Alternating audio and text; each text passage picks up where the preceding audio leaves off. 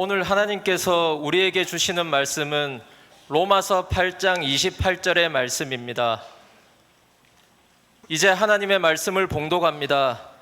우리가 알거니와 하나님을 사랑하는 자, 곧 그의 뜻대로 부르심을 입은 자들에게는 모든 것이 합력하여 선을 이루느니라. 아멘. 아멘. 작년에 유퀴즈라고 하는 예능 프로 있잖아요. 유퀴즈 온 더 블럭이라고 하는 예능 프로에 보면 UCLA 교수인 데니스 홍 박사가 나왔어요. 로봇 공학자라고 하더라고요. 볼륨 조금만 올려줘요. 제가 내 귀에 잘 안 들려서 볼륨을.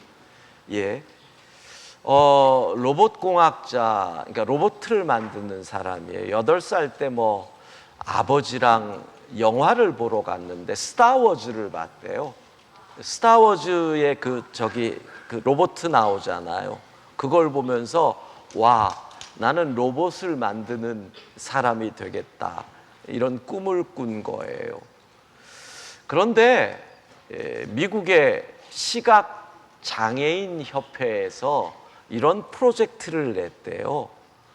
시각 장애인을 위한 자동차를 만드는 것. 그래서 이 데니스 홍 박사가 좋다, 내가 한번 해보겠다 하고 도전을 했는데, 이제 그날 어느 팀이 되느냐 하고 갔는데 도전한 팀이 딱 자기네 한 팀밖에 없더래요. 그래서 이게 웬일인가 했더니 본인이 이 프로젝트를 잘못 이해했다는 거죠. 그러니까 자기는 로봇가 운전을 하고 시각 장애인을 태우고 가는 자동차라고 생각을 했는데, 이 프로젝트는 시각 장애인이 운전할 수 있는 자동차를 만드는 프로젝트였다는 거. 그러니까 생각이 완전히 바뀐 거예요. 그러니까 아무도 거기에 도전을 안 한 거죠. 그거를 해 나가려고 하는데 너무너무 힘들더래. 너무 어렵더래. 그래서 이걸 어찌하나 그러고 있을 때 이분이 들은, 자기가 나갈 수 있었던 말이 이 말이에요. 그 말이 좋더라고요. 홍 박사, 저항이 있다는 것은 세상을 바꾼다는 뜻이네. 기가 막힌 말 아니에요?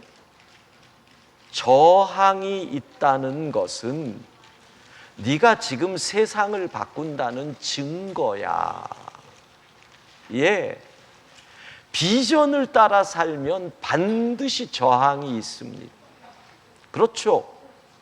누가 이 세상이 바뀌기 싫은 사람들이, 이 세상이 바뀌는 게 싫은 사람들이 어떤 의미에서 기득권층이라고 얘기할 수도 있고, 어떤 의미에서 고인물이라고 할 수도 있고, 하여튼 세상을 바꾸려고 하는 비저너리들은 반드시 저항을 만나게 되어 있다는 거예요.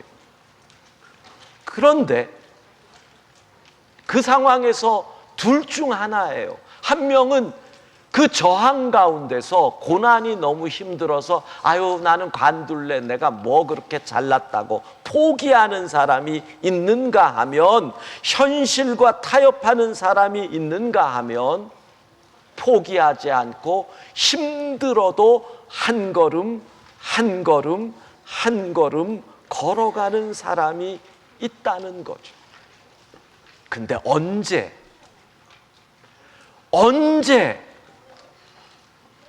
내가 좀 먹고 살만해지는 나이가 조금 들었을 때 어느 날 뒤를 돌아보는 거죠. 떠들고 있구나, 뒤돌아보니까 딴짓하고 있었구나, 아이 참네, 괜히 뒤를 돌아봤네요. 뒤를 돌아봤더니 어느 날 뒤를 돌아봤더니 그때 내가 왜 비전을 포기했지? 후회가 온다는 거. 비전을 포기하는 그때는 너무 힘드니까, 너무 어려우니까, 먹고 살아야 되니까 하고 타협을 했는데, 어느 날 내 삶을 돌아보니 내가 왜 포기했던가. 남미에 높은 산이 하나 있대. 남미에.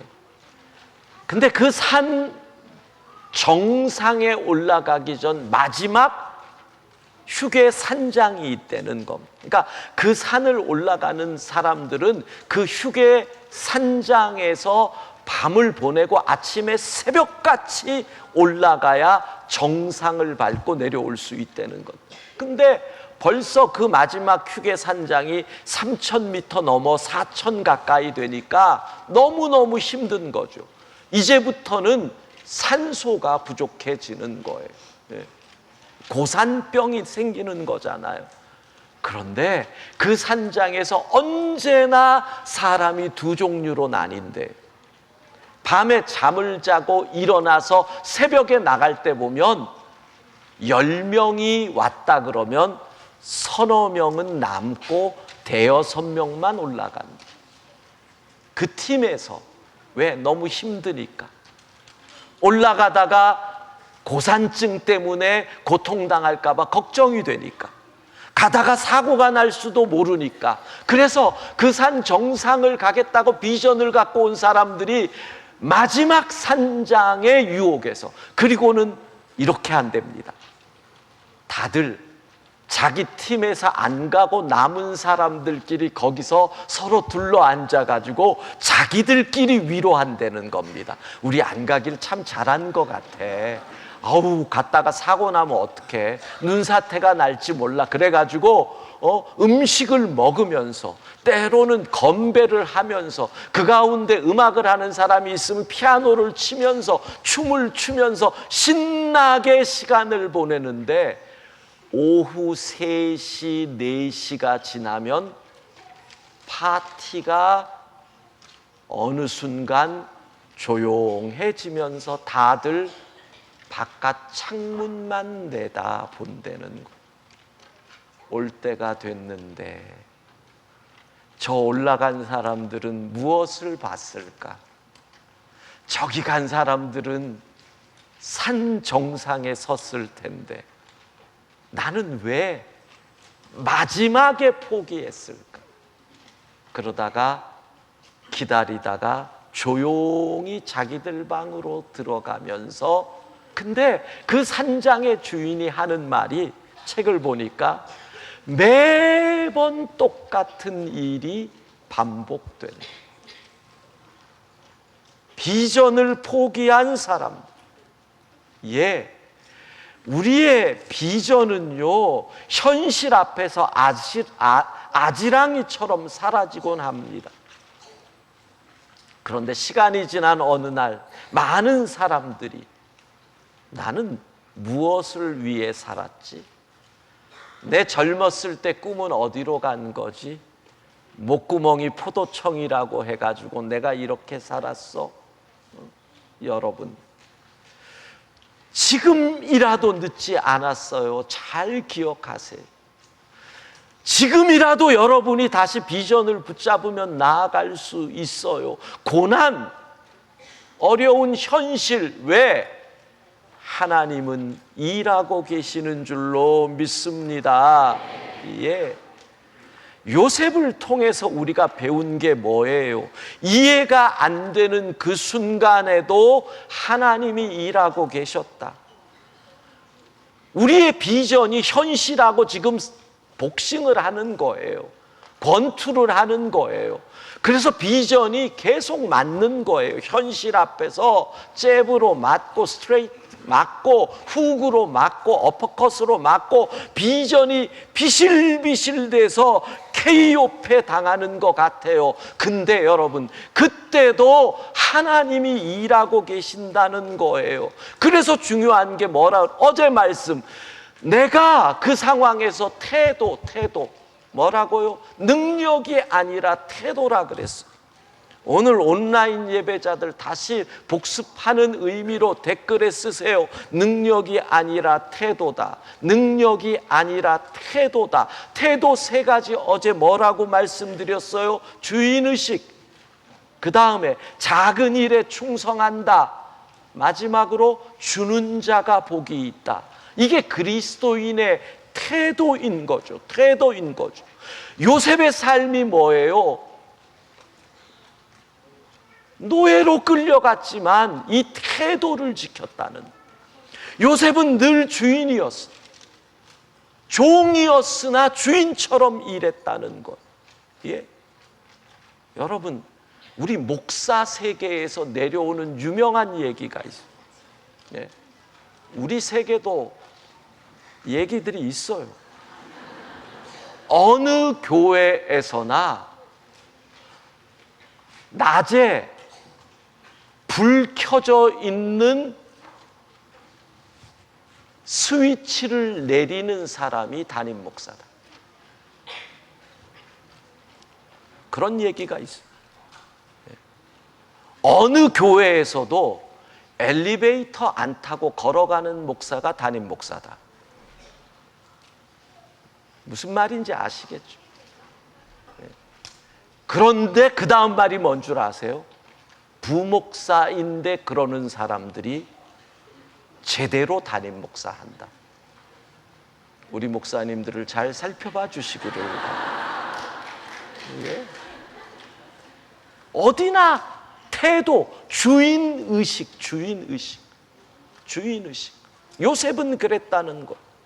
요셉은 요즘 말로 하면 포기하지 않고 그리스도인으로 살았다는 거예요. 보세요. 자, 요셉은 포기하지 않고 그리스도인으로 살았어요. 그러니까 그때 뭐라 그랬어요? 하나님은 일하셨다 그랬죠. 그러니까 내가 힘들고 어려워서 비전을 포기하고 싶을 때도 포기하지 않고 그리스도인으로 산다. 그건 뭐예요? 하나님과 동역한다는 거예요. 하나님과 함께 일한다는 것.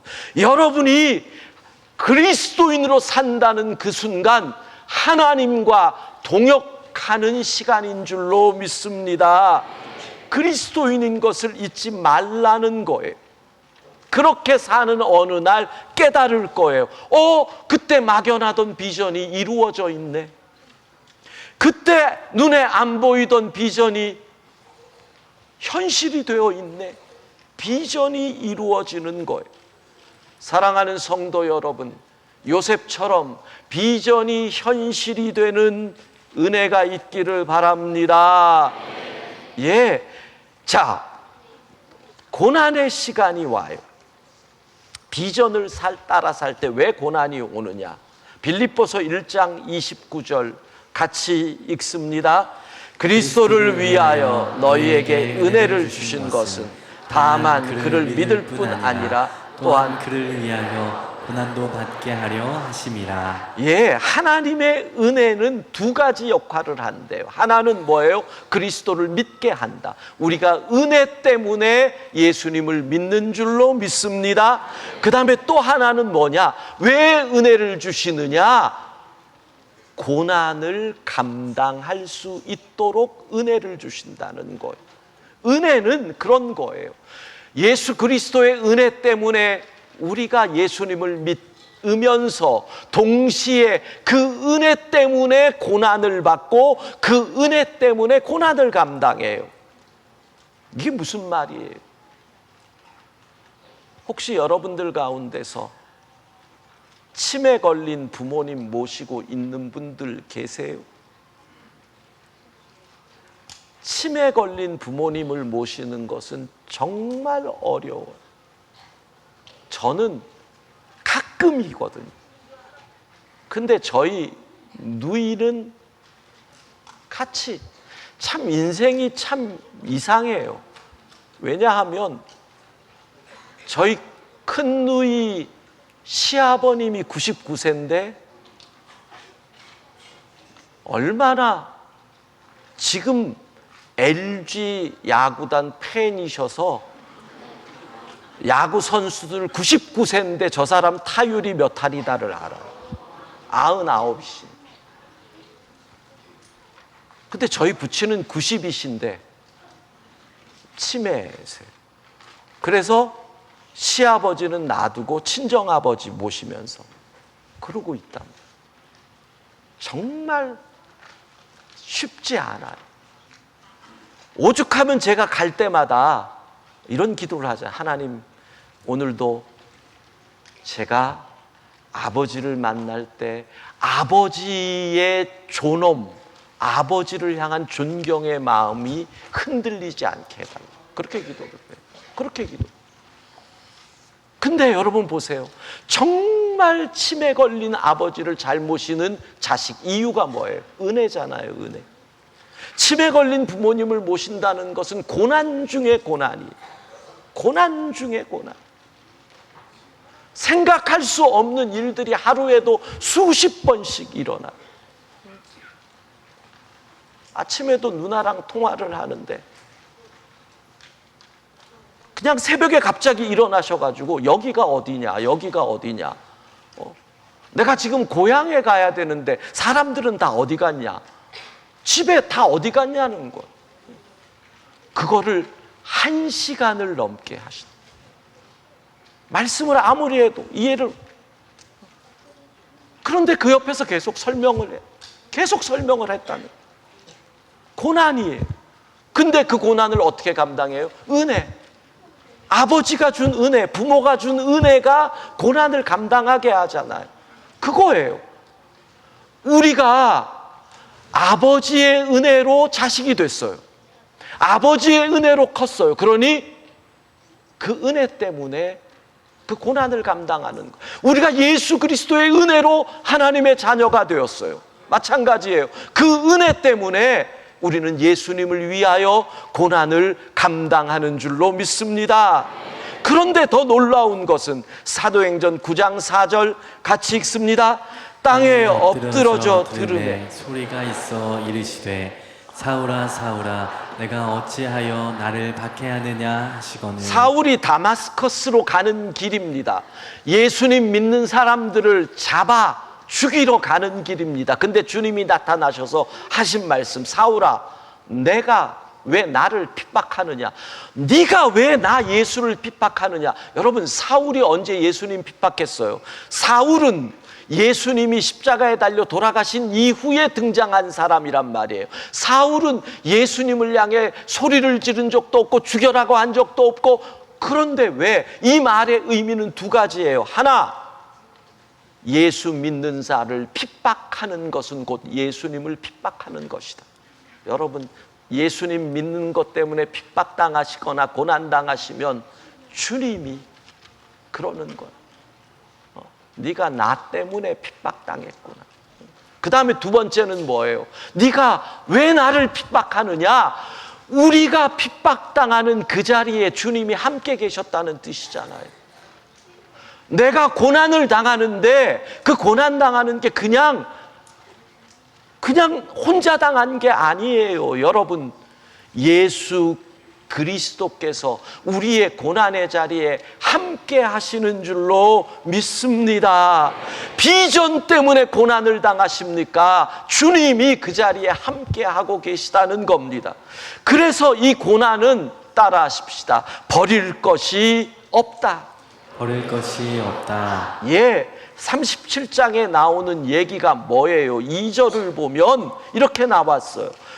요셉이 형들의 잘못을 아버지에게 말하더라. 이게 사실은 요셉의 형들이 요셉을 미워하게 되는 이유예요. 여러분, 이거를 애가 싸가지 없이 고자질이나 하고 이 시각을 버리셔야 돼요. 우리가 잘못을 덮어주기 때문에, 관계 때문에, 잘못인데도 입을 다물었기 때문에 이 사회가 이렇게 된 거예요. 잘못을 잘못이라고 말하는 것, 요셉은 여기서 뭘 배우는 줄 알아요? 정직을 배워요. 정직이 뭔 줄 아세요? 소극적 정직이 있고 적극적 정직이 있어요. 소극적 정직은 뭐예요? 거짓말하지 않는 거예요. 적극적 정직은 뭐예요? 거짓말을 거짓말이라고 말하는 거예요. 우리의 정직, 이 나라의 정직의 문제가 소극적 정직에 머물러 있단 말이에요. 아이들에게 부모가 뭐라 그래요? 거짓말하지 마라 라고 얘기해요. 근데 학교에서 거짓말이라고 너무 그러면 너 찍히니까 그때는 입 다물고 있어라. 적극적 정직이 없단 말이에요. 근데 요셉은 그것 때문에 형들에게 핍박을 받지만 적극적 정직의 사람, 그거를 배우는 거예요. 고난을 당해도 그 배움이 헛것이 아닌 거죠. 그러니까 어디로 가요? 보디발의 집으로 가는 거예요. 노예가 돼서 정직의 결과가 노예가 된 거예요. 얼마나 억울해요. 그런데 바닥에서부터 시작이죠. 당연히 노예로 끌려왔는데 바닥이에요. 바닥. 맨 밑에서부터 시작이에요. 너무너무 힘들죠. 제가 95년도에 미국에 공부하러 갔는데 그때 한국 분들이 미국에서 많이 하던 것 가운데 네일샵이라는 것. 지금은 보면 여자분들 여기 손톱에 뭐 이렇게 하고 붙이고 뭐 손톱을 뭐 하여간 뭐 아리까리하게 만들고 그러잖아요. 근데 제가 95년도에 갈 때만 해도 우리나라에서 그렇게 하는 분들이 없었는데 미국에 갔더니 너도 나도 손톱에 뭘 붙이고 막 하는 거예요. 그러면 유학을 온 분들의 부인 또는 뭐 이런 분들이 알바를 한국 분들이 많이 하니까 거기서 해요. 그러면 제일 먼저 들어가는 사람이 뭐를 하는 줄 아세요? 발톱에다가 이걸 해주는 페디큐어. 근데 가장 바닥에 있는 사람이 뭘 하는 줄 아세요? 발 뒤꿈치 각질 제거. 보면 이런 덩치에 약간 피부색이 짙으신 분들이 와가지고 이따만한 발을 내미는데 그 앞에 앉아서 그 뒤꿈치를 각질을 제거해요. 바닥. 거기서부터 시작을 하는 거. 거기서부터. 그러면서 알바를 하면서 공부를 하고 그렇게들 했단 말이에요. 요셉도 똑같은 거예요. 똑같은 거예요. 그러다가 마찬가지죠. 언어가 됐겠어요? 영어가 됐겠어요? 처음 왔는데 요셉이 왔는데 애국말을 했겠어요? 말도 안 통하죠. 얼마나 맞았겠어요? 말 안 통하는 노예는 매로 다스릴 수밖에 없는 거죠. 그러다가 그가 드디어 가정 총무가 되는 거예요. 여러분, 요셉이 배운 게 뭘까요? 보디발, 세계적인 제국의 3인자예요. 보디발의 집의 부를 과소평가하지 마세요. 아마 노예만 수백 명이었을 겁니다. 농장이 수만 평이었을 겁니다. 노예를 관리하고 농장의 농사를 관리하고 농작물을 거두면 창고에 보관하고 그걸 어떻게 해요? 팔아야죠. 유통사업을 하고 이 모든 일을 10년 동안 노예로 갔던 요셉이 배운 거예요. 자, 잘 생각해봐요. 요셉이 총리 대신이 돼요. 뭐라고 얘기하느냐면 7년간 풍년입니다. 7년간 풍년이었을 때 5분의 1의 수확을 왕이 받으시고 바로가 받으시고 그거를 보관하십시오. 보관하면 7년 흉년이 되었을 때 그걸로 사람들을 먹일 수 있습니다. 근데 그 얘기를 백성들에게 안 했을까요? 당연히 하죠. 야, 7년 풍년 후에 7년 6년이 오니까 너희가 곡식을 거둔 것을 잘 모아야 7년 6년을 버틸 수 있다. 근데 성경에 뭐라 그래요? 2년이 될 때 벌써 이미 먹을 것이 다 떨어졌다. 그럼 궁금하지 않아요? 그 사람들은 뭐 한 거예요? 아니, 그 사람들은 요셉의 말을 그냥 소홀히 하고 흥청망청 산 거예요?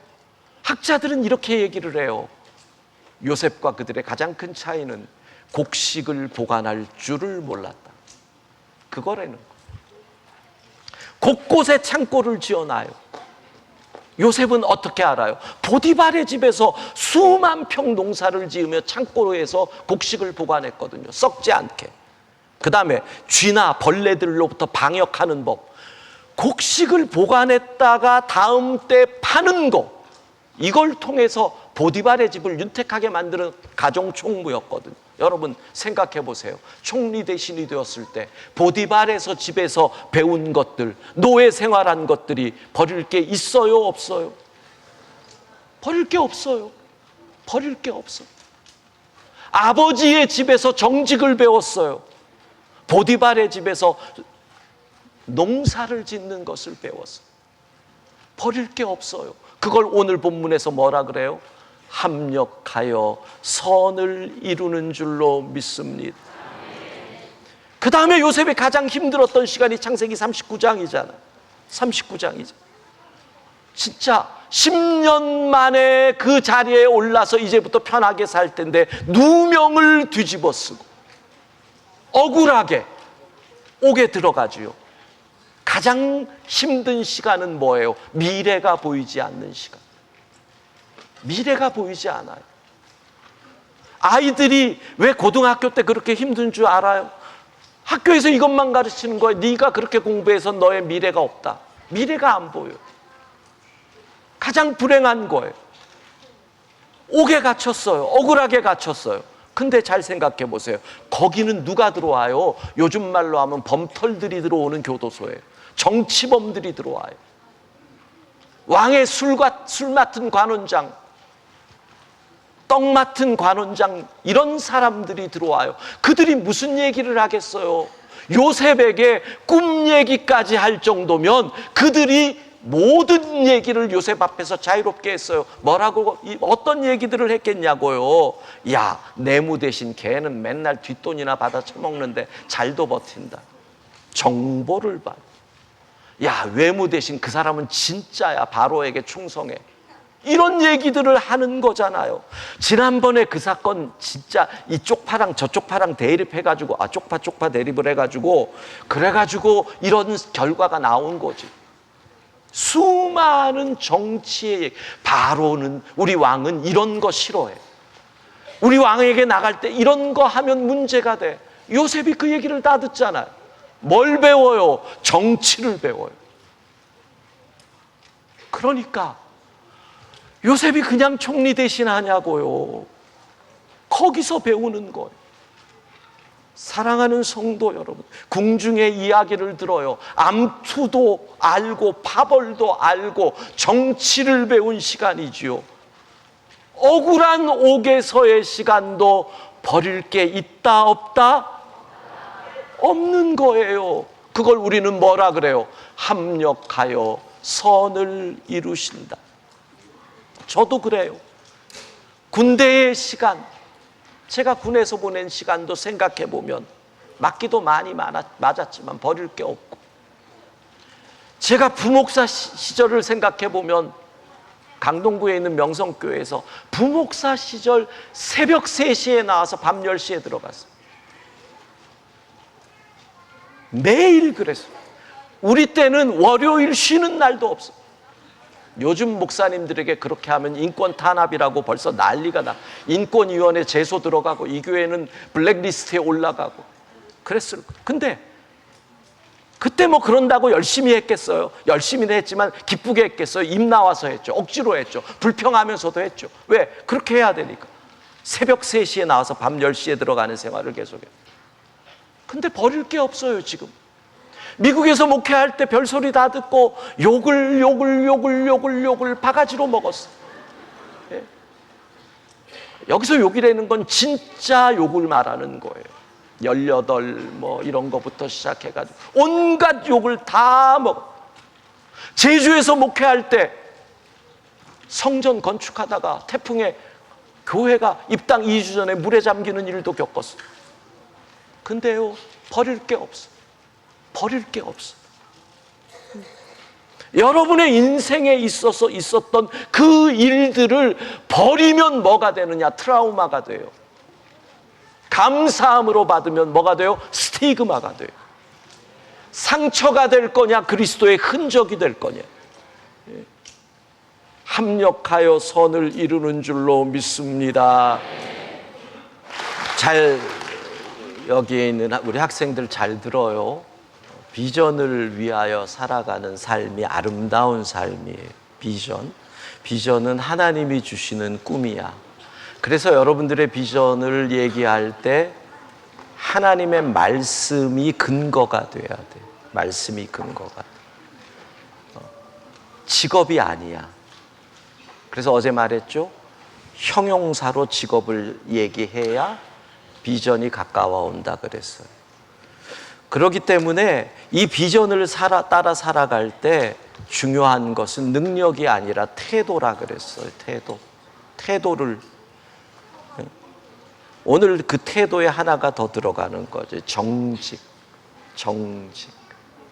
소극적 정직에서 적극적 정직으로 가야 돼. 거짓말을 거짓말이라고 말할 수 있어야 돼요. 그리고 인생을 길게 봐야 돼.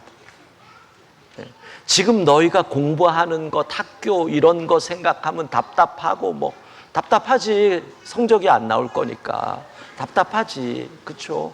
오늘 내가 볼 때 여기에 있는 애들 가운데도 학원에 가야 되는데 오늘 학원에서 이거 안 가면 나중에 보강이 어떻게 되고 막 별 생각들이 있을 거야.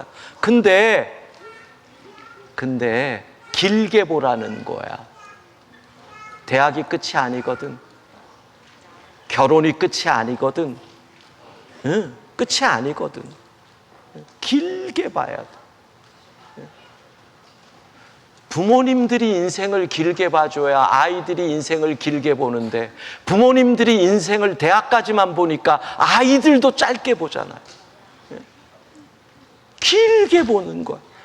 하나님 앞에서 너희가 바로 살면 20년, 30년 후에 지금 전교 1등 하는 애들이 너희를 다 부러워할 거예요. 할렐루야.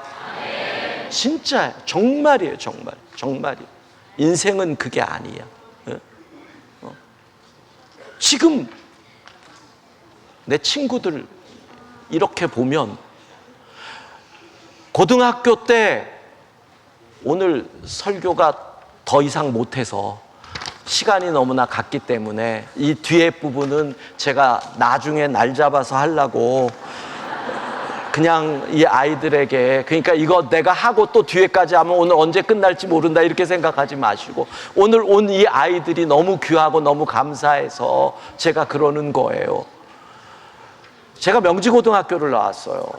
명지고등학교를 나왔는데 우리 때는 아직 강남이 개발되지 않아서 그쪽이 우리는 그냥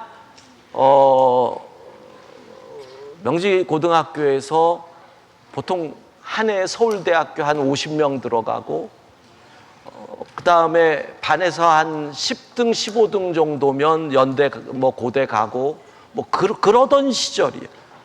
그렇게 시절이야.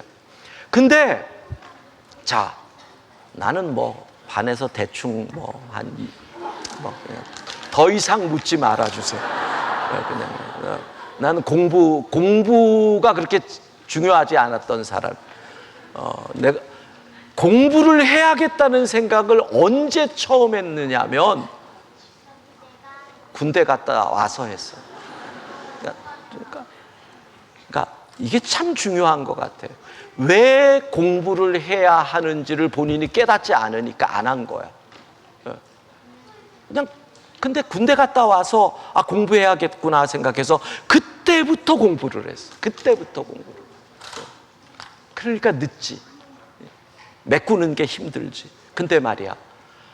그때 고등학교 때 친구들 만나면 대학 들어갈 때 애들 들어가고 검사 되고 변호사 되고 의사 되고 이런 애들. 그래서 모임 가면 신학교 가서 전도사 되고 그런 나는 맨날 이렇게 애들이 맨날 하는 게 황전도사 기도해 줘 이러면 기도해 주면 그게 제 일이었어. 근데 지금 만나면 친구들 1년에 한 번씩 만나요. 교회 친구들 1년에 한 번씩 만나요. 제가 들어가면 다 일어나요. 목사님 오셨습니까? 다 일어나요. 인생은 하나님 앞에서 어떻게 사느냐야. 하나님 앞에서 어떻게 사느냐. 제 친구들, 잘난 친구들은 얼마나 많은데 다 은퇴해가지고 지금 놀고 먹고 그러는데 나는 아직 현역이야. 누구도 알 수 없어. 하나님 앞에서 바르게, 하나님 앞에서 바르게. 너희들의 인생을 1, 2년 앞을 보지 말고 하나님 앞에서 바르게, 꿈을 가지고. 할렐루야. 여러분, 부모들이 할 일이에요. 부모들이 할 일. 부모들이요. 비전을 가지고 비전을 쫓아서 세상의 관점이 아닌 하나님의 관점으로 살아나가는 우리 모두가 되기를 소망합니다. 찬양하십시다. 내게 허락하신 시련을 통해.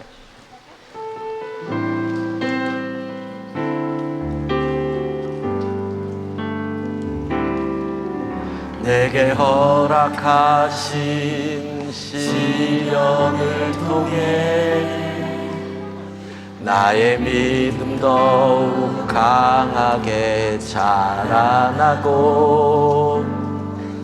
험한 산과 골짜기 지나는 동안 주께 더 가까이 나를 이끄시네. 내가 겪는 시험이 어렵고 힘겨워도 내 주님보다 크지 않네. 내 앞에 바다가 갈라지지 않으면 주가 나로 바다를 걷게 하리. 나는 믿네.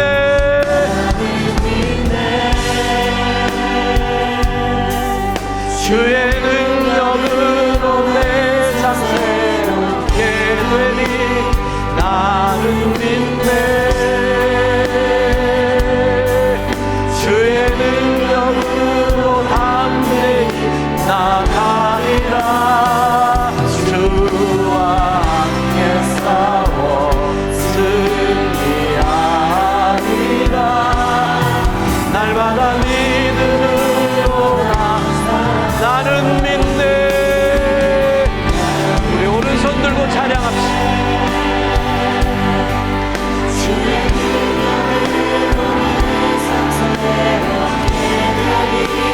나는 믿네.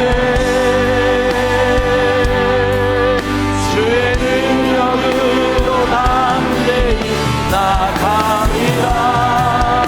주와 함께 싸워 승리하리라. 날마다 믿음으로 나가라. 날마다 믿음으로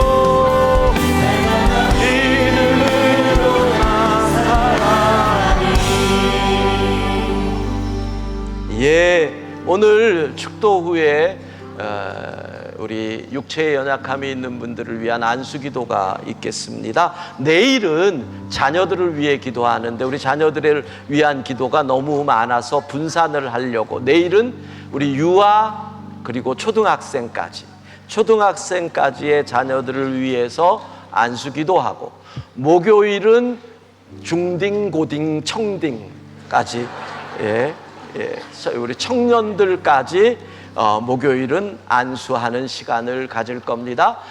부모님들은 내일 올 때 자녀들을 위한 안수기도 잘 기도 제목을 준비해 갖고 자녀들과 와야 기도할 수 있습니다.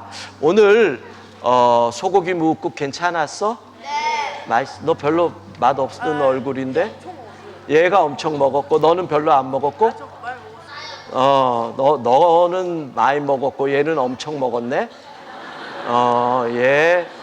내일은 얼큰 콩나물 묵국. 좋아해? 아니 얘네들이 집에서 뭘 먹나 해장을 좋아하네. 얼큰 콩나물 묵국이 내일 준비되어 있습니다. 여러분의 속을 확 풀어드릴 겁니다. 오늘 장애인부 귀한 찬양 감사드리고요. 너무너무 감사합니다. 찬양의 은혜 많이 받았습니다. 24교구 가사까지 아름답게 만들어주시고 귀한 찬양 감사드립니다. 기억하실 것은 오늘도 끝나고 기도할 것이고요. 함께 기도하실 분들은 남아주시면 좋겠습니다. 그리고 금요일 아시죠? 금요일은 자녀들과 다 같이 오는 거고 8시부터 2시간 하는데 9시에 자녀들은 올라가서 치킨 앤 피자 파티, 렛츠 파티. 예. 그렇게 금요일은 우리 자녀들 또 장애인부 이렇게 함께 치킨 피자를 함께 할 수 있도록 금요일 밤 9시부터 준비가 되어 있습니다. 자녀들도 함께 해 주시기를 부탁을 드립니다. 오늘 뒤에 부분 남은 것은 제가 하여튼 이번 주간에 하든지 다음에 하든지 이게 결론을 아직 내리지를 못해서 그러니까 문제인 거죠. 너무 제가 준비를 너무 많이 하고 있다 인 것 같습니다. 그래서 제가 내일부터는 준비를 작게 해오도록 하겠습니다. 내일 수요일인데 오전에 수요기도회는 특심 때문에 모이지 않습니다. 저녁으로 다 와주시기를 부탁을 드리고요. 새벽기도는 5시 30분 한 번 모인다는 거 다시 여러분에게 말씀을 드립니다. 여러분 다 아시잖아요. 살아봐서 아시잖아요. 어른들 잘 들어보세요. 여러분들이 고등학교 때 대학 그랬는데 막상 나중에 와서 보니까 그거 별 의미 없더라고요. 그렇죠? 살아보니 그거 별 의미 없는데 왜 여러분들은 여러분의 자녀들을 그렇게 하느냐고요. 야, 그렇다고 니들 보고 공부하지 말라는 건 아니야. 이 기회에 잘 됐다, 맞아, 공부하지 말자가 아니고 너희들이 해야 할 일은 해야 한다라는 뜻인데 부모님들에게 말씀드리는 거예요. 살아보니까 별거 아닌데 근데 왜 그 별것 아닌 것을 전부인 것처럼 자녀들에게 그러냐고요. 그러면 그거는 아니잖아요. 태도, 믿음.